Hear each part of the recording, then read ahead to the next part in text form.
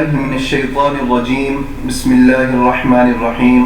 رب یسر ولا تعسر رب تمم بالخیر صدق اللہ العظیم۔ محترم سامعین، گزشتہ 3 اسباق میں ہم نے بڑے ہی احسن طریقے سے تجوید کی ضرورت، اہمیت، لحن جلی، لحن خفی اور اس کے علاوہ تجوید کے ساتھ اگر قرآن پاک پڑھا جائے تو اس کے کتنے درجات بنتے ہیں، اس پر ہم نے تفصیلاً گفتگو کر لی، اور مجھے یقین ہے کہ آپ حضرات نے بھی اس کو اچھے طریقے سے سمجھ لیا ہوگا اور اپنے طور پر اس کی پریکٹس بھی کر لی ہوگی۔ اگر حقیقتاً ایسا کر لیا ہے تو یقیناً انشاءاللہ آئندہ آنے والے دنوں میں آپ حضرات کو بہت فائدہ ہونے والا ہے۔ محترم سامعین، ہم نے یہ بات سمجھی تھی کہ تجوید کے ساتھ قرآن پاک کو پڑھنا بہت ضروری ہے۔ اس میں یہ بات بھی آئی تھی، بعض احباب، جس سے میں نے شروع میں بتایا تھا کہ بعض احباب کا یہ خیال ہے کہ یہ بہت مشکل ہے قواعد کو یاد کرنا اور اسی طرح پھر اس پر عمل کرنا، یا اگر یاد کیا جائے تو پھر وہ بعد میں بھول جاتے ہیں۔ محترم سامعین، ہم اتنا آسان طریقہ لے کر آئے انشاءاللہ تعالیٰ کہ اس میں ہمیں قواعد کو یاد نہیں کرنا ہوگا، بلکہ ہمارے روزمرہ پڑھنے والی صورتوں پر ہی ہم نے فوکس رکھنا ہوگا، اور ان میں جو عام حالات میں ہم اغلاط کرتے ہیں صرف ان کو بہتر کرنا ہوگا۔ اس طرح اگر ہم اس طرح کر لیں کہ اپنی جو روزمرہ پڑھنے والی صورتیں ہیں، جیسے کہ سورۃ الفاتحہ، سورۃ آخری 10 صورتیں ہوگی، سورۃ یاسین ہوگی، اگر ہم ان کو بہتر کر لیں اور ان کو ہم اگر صحیح طرح پڑھتے رہیں تو انشاءاللہ ایک تو یہ کہ اس کا ہمیں پورا ثواب ملے گا، پورا فائدہ ہوگا، اور دوسرا یہ ہے کہ انشاءاللہ تعالیٰ اسی کی برکت سے جب ہم اس کو پڑھیں گے، اس کی برکت سے انشاءاللہ باقی صورتیں بھی ہمارے لیے پڑھنی آسان ہو جائیں گی۔ محترم سامعین، ہم جب بھی کوئی صورت پڑھتے ہیں تو ہمارا واسطہ سب سے زیادہ تجوید کے لحاظ سے جس چیز سے پڑھتا ہے وہ ہے حرکات۔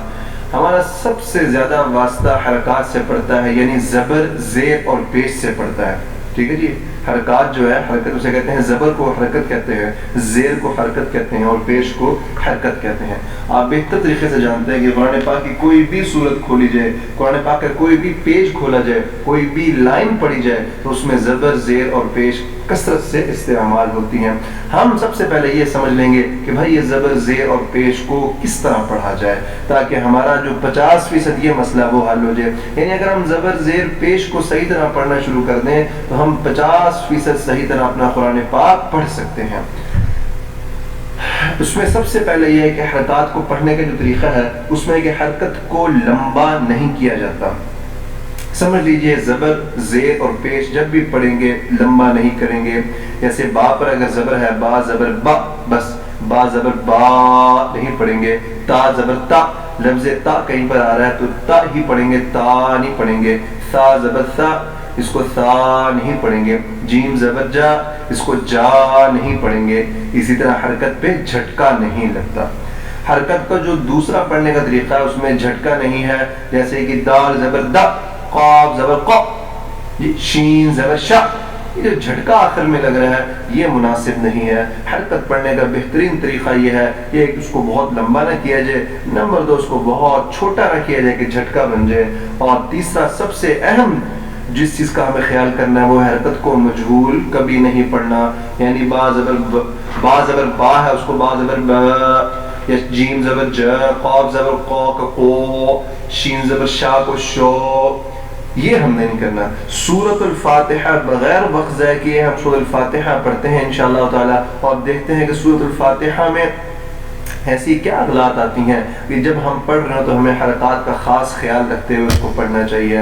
بسم اللہ الرحمن الرحیم، یہ ہے الحمدللہ رب العالمین۔ عام طور پر جب ہم اس کو پڑھتے ہیں تو الحمدو، یہ جو دال پر پیش ہے ہم اس کو تھوڑا سا لمبا کر دیتے ہیں، الحمدللہ، یا پھر یہ ہے کہ ہم اس کو بہت چھوٹا بھی کر دیتے ہیں، الحمدللہ، ہاں جی۔ اور بسا اوقات میں نے سنا کہ اس کو مجہول بھی پڑھا جا رہا ہوتا ہے، الحمدللہ۔ یہ تینوں چیزیں بالکل بھی درست نہیں ہیں۔ جو ہم نے 3 چیزیں حرکات کے حوالے سے پڑھی ہیں اس کو سامنے رکھتے ہوئے ہم نے پڑھنا ہوگا، یعنی اس کو نہ زیادہ لمبا کرنا ہے، نہ اس کو جھٹکا دینا اور نہ ہی مجہول پڑھنا، الحمدللہ، الحمدللہ۔ اسی طرح للہ، اس پر بھی یہ تینوں چیزیں احتمال ہے، مطلب یہ بڑی آسانی سے ادا اس طرح ہو سکتا ہے کہ للہ مجہول کر کے، یا پھر للہ جھٹکا دے کر یا لمبا کر کے للہ رب العالمین۔ تو جب بھی ہم سورۃ الفاتحہ پڑھے ہمارے ذہن میں اس کی پہلی آیت میں الحمدو نہیں ہے، للہ نہیں ہے، یا الحمد للہ نہیں ہے، یا الحمدو للہ نہیں ہے، بلکہ اوریجنل کیا ہے؟ الحمد للہ رب العالمین۔ آیت نمبر 2 اگر ہم دیکھیں الرحمن الرحیم، یہاں پر الرحمن الرحیم یہ سننے میں آتا ہے، یعنی کہ مجہول اس کو پڑھ دیا جاتا ہے، جبکہ ہم نے حرکات کو جو پڑھنے کا طریقہ دیکھا ہے اس میں تیسرا یہ تھا کہ حرکت کو مجہول نہیں پڑھنا، الرحمن الرحیم، نہ کہ ہم اس کو پڑھیں الرحمن الرحیم، الرحیم یہ مجہول ہے۔ نمبر 4 مالک یوم الدین، ہم دیکھ سکتے ہیں کہ مالکی لام پر بھی زیر ہے، کاف پر بھی زیر ہے، لیکن اس کی ادائیگی میں اکثر ہم سے کمزوری ہو جاتی ہے۔ ہم پڑھ لیتے ہیں مالک یوم الدین، مالکی یوم الدین۔ جب ہم بہت زیادہ دھیان سے پڑھ رہے ہو، بہت زیادہ خشوع و خضوع سے پڑھ رہے ہو تو اس قسم کی اغلاط بسا اوقات ہو جاتی ہیں اگر ہمیں تجوید کا صحیح طرح علم نہ ہو، لیکن اگر ہم خشوع و خضوع سے پڑھ بھی رہے ہوں، ہمیں تجوید کا علم بھی ہو، ہم کبھی بھی اس کو مالک نہیں پڑھیں گے، بلکہ ہم اس کو پڑھیں گے مالک یوم الدین۔ اسی طرح محترم سامعین اس کے بعد ہے ایاک نعبد و ایاک نستعین، یہاں پر بھی ایاکا پر جو زبر ہے اس کو ہم اکثر ایاکا پڑھ دیتے ہیں یا ایاکا جھٹکا دے دیتے ہیں، یا پھر نعبدو کو نعبدو پڑھ دیتے ہیں، با پر بھی جو پیش ہے اس کو مجہول پڑھ دیتے ہیں، وَإِيَّاكَ نَسْتَعِينُ۔ ہمیں جب بھی پڑھنا ہوگا یہ خیال رکھنا ہوگا کہ ہم نہیں پڑھ سکتے اس کو اس طرح، بلکہ حرکات جو پڑھنے کا صحیح طریقہ ہے، یعنی کہ مجہول بھی نہیں پڑھنا اور کسی کو لمبا بھی نہیں کرنا حرف کو، تو وہ یہ ہے ایاک نعبد و ایاک نستعین۔ اسی طرح اہدنا الصراط المستقیم، اب یہاں پر حمزہ کے نیچے زیر، دال کے نیچے زیر، ہاں جی ہم کیا پڑھ رہے ہیں؟ اکثر سننے میں آتا ہے دے، یہ لفظ دے ہرگز نہیں ہے، جب بھی پڑھیں خیال کریں اہدنا الصراط، یہاں اس کو مجہول نہیں، یا اہدے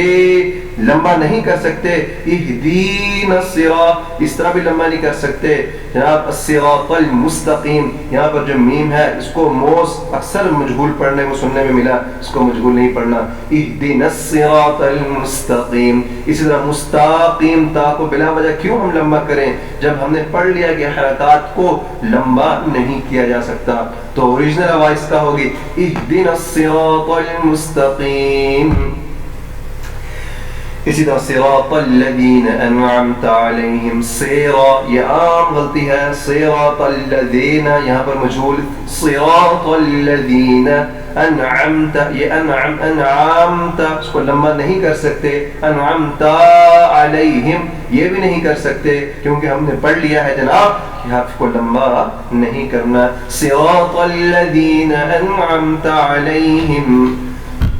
غیر المغضوب علیہم ولا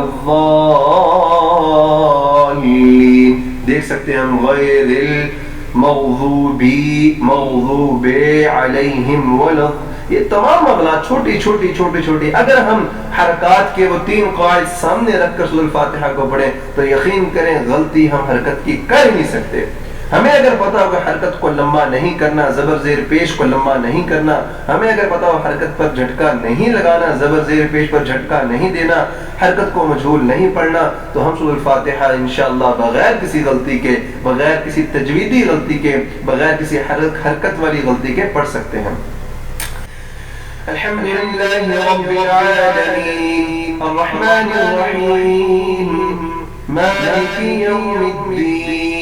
إياك نعبد وإياك نستعين اهدنا الصراط المستقيم صراط الذين أنعمت عليهم غير المغضوب عليهم ولا